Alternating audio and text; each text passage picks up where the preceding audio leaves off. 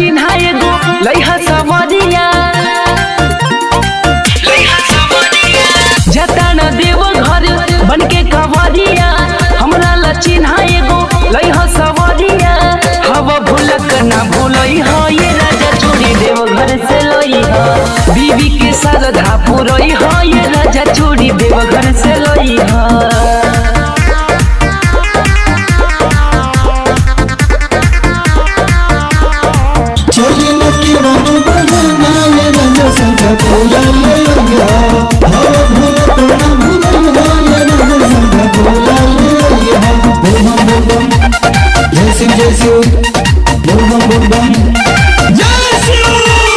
विधि से करी शिव जी के जल ढारी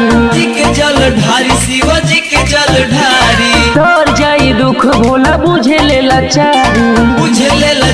भोला बुझे ले लाचारी। विधि से करी शिव जी के जल ढारी तोर जाई दुख भोला बुझे ले लाचारी बोलबा में बोलत जइह बैजू नगरिया थकी न शरीर कठिन नगरिया जय शिव नारा लगई हो ये राजा चूड़ी देव घर से लई हो बीवी के श्रद्धा पुरई हो ये राजा चूड़ी देव घर से लई हो।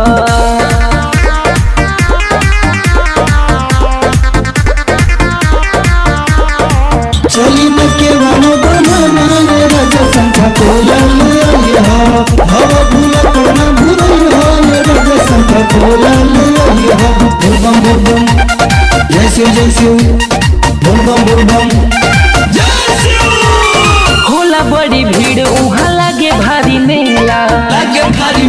सैया लागे भारी मेला एहो पिरियांशु कमल गीतयल बेला कमल जी तयल बेला होला बड़ी भीड़ उहाँ लागे भारी मेला एहो पिरियांशु कमल गीतयल बेला देखिया ना लोटा में से कहीं जल गिरे जइहा बचा के जल तू धीरे धीरे मंदिर में अलख जगई हो ये राजा चूड़ी देव घर से लई हो